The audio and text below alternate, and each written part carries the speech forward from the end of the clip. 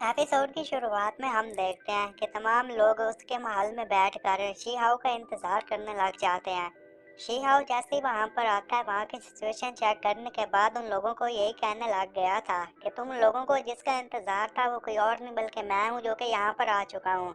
तो वहां पर बैठा हुआ एक बीस उसे देखने के साथ यही कहने लग जाता है कि वेल, मैंने तुम्हारे बारे में सुना था कि तुम एक लेजेंड हो, लेकिन मैंने ये इमेजिन नहीं किया था कि तुम एक कम उम्र के लड़के होगे।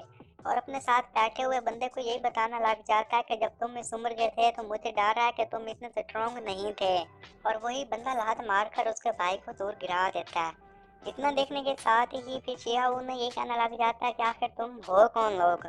उस बंदे के बगल में खड़ा हुआ एक लड़का ये कहता है कि मैं हूँ लॉर्ड मिंग। और जो उनके साथ बेस्ट आया हुआ था वो अपना नाम बताता है कोंग मू, और ये कह रहा था कि वेल, मैं देखना चाहूंगा कि तुम्हारी हड्डियां कितनी ज्यादा टेस्टी हैं, क्योंकि मुझे मैं खाना चाहता हूँ। और अपने बारे में ये बताना लग गया था कि मैं यिन और यांग की एकेडमी से यहाँ पर आया हुआ हूँ। मेरा डीन लोअर वर्ल्ड में मारा गया था, तो मैं जानना चाहता था कि आखिर उसे यहाँ पर किसने मारा, तो वो पता लगाने के लिए नीचे आ गया। शिहा उनकी बात सुनने के साथ यही कहता है, अच्छा तो तुम इस बात का पता लगाने के लिए यहाँ पर आ गए, और ब्लड सैक्रिफाइस भी तुम लोगों ने किया था। लेकिन तुम लोग तो सिर्फ तीन ही हो, तुम लोग यहाँ पर क्या कर रहे हो। तो इस पर वो बताने लग गया था कि वेल, हम तीन लोग ही तुम्हारी कंट्री के बराबर हैं, तो हमें और लोगों की जरूरत ही नहीं है।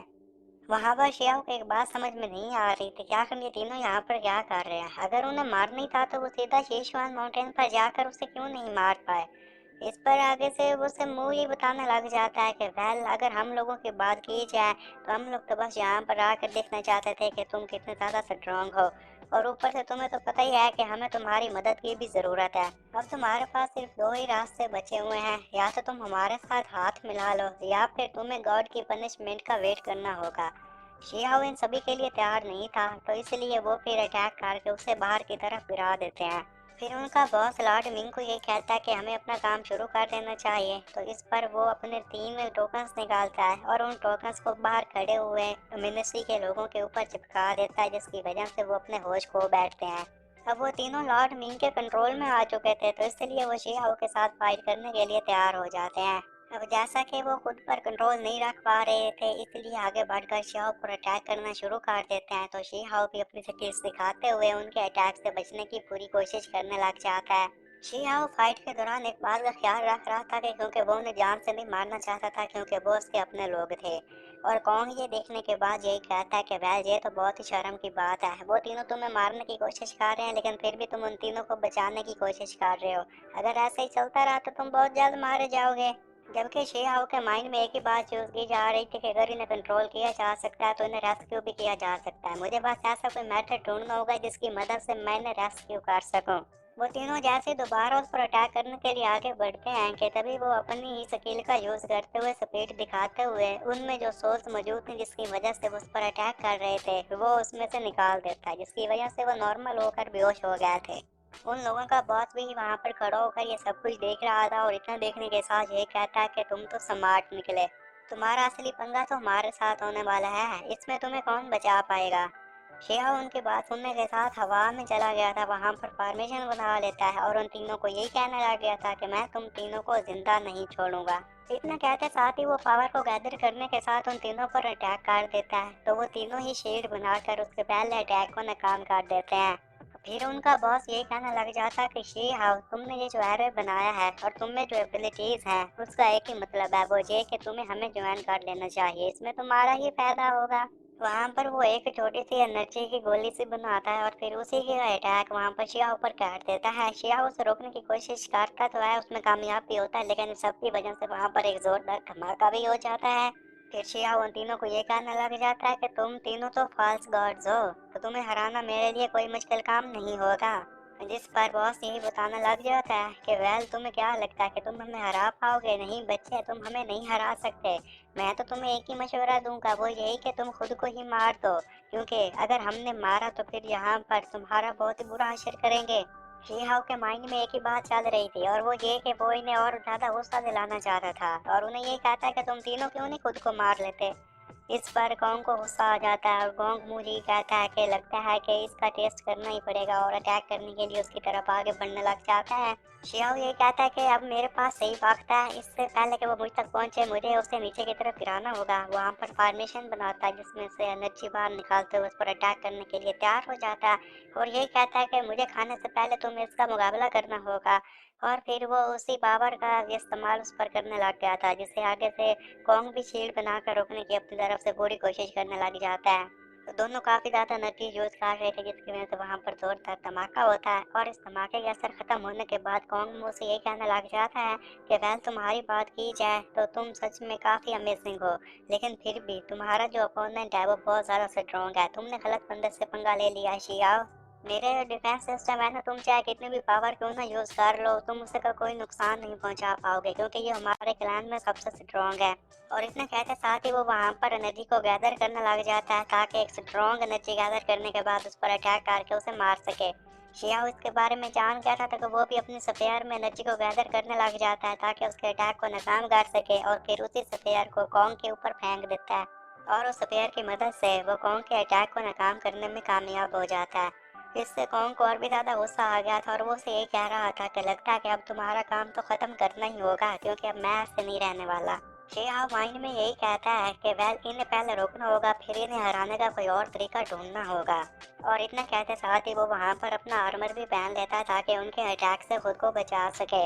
और ये देखने के साथ बॉस भी हैरान हो गया था और वो फिर बॉस और लॉर्ड मिंग उसके पास जाते हुए यही कहते हैं कि वेल तुम्हारे पास तो ये लेजेंडरी आइटम्स कहाँ से आ गए। उन्हें लग रहा था कि इसका ये आर्मर कमजोर है तो हम इसे हरा देंगे, लेकिन जी उन लोगों का ये डाउट क्लियर करते हुए ये कहता है कि बेशक ये कमजोर भी क्यों ना हो जाए फिर भी तुम लोगों का मुकाबला करेगा। कांग मू कहता है कि मुझे तो ये आर्मर चाहिए ही चाहिए। और बॉस ये कहता है कि हम तीन हैं, तुम यहाँ पर अकेले खड़े हो तो शी तुम हम तीनों का कैसे मुकाबला करोगे। वो तीनों मिलकर अब शिया पर अटैक करने लग जाते हैं। शिया उनका मुकाबला करने लग गया था और फिर अपने विंग का इस्तेमाल करके वहां से भागने की भी कोशिश करने लग जाता है। यही कह रहा था कि इन तीनों ने के साथ मिलकर जो अटैक किया है वो काफी ज्यादा स्ट्रॉन्ग है, इतना स्ट्रॉन्ग है जितना कि मैंने इमेजिन भी नहीं किया था।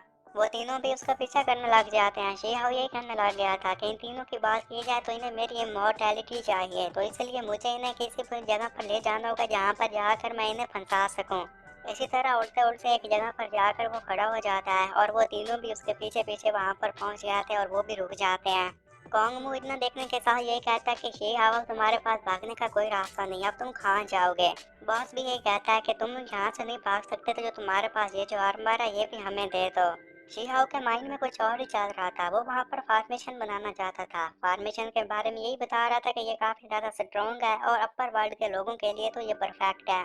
इसका मतलब शेहाव ने वहां पर ऑलरेडी जाल बिछा कर रखा हुआ था, बस उसका काम इतना था कि उन तीनों को वहां पर लेकर आना था जिसमें वो कामयाब हो चुका था।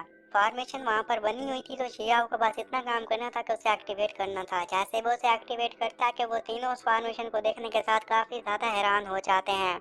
इस फॉर्मेशन की मदद से उन तीनों ने जो भी गांव के लोगों की वहां पर सोल्स को खींचा हुआ था वो सारी सोल्स वापस जाकर उन गांव के लोगों में इंटर हो जाते हैं, जिसकी वजह से वो सारे लोग नॉर्मल होना शुरू हो जाते हैं।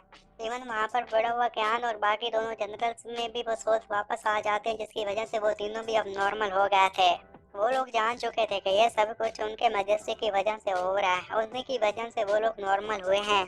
शिहाओ उन्हें कमजोर बनाता जा रहा था, जिसे देखने के साथ ही कोंगमू यही कहता है कि वेल तुम्हारा ये तरीका तो काम कर रहा है, लेकिन तुम्हें खाने में मुझे और भी ज्यादा मजा आने वाला है। उनका बॉस पावर गैदर करने के साथ ही शिहाओ पर अटैक कर देता है। शिहाओ उससे अटैक बचने के लिए वहां से भागने लग गया था।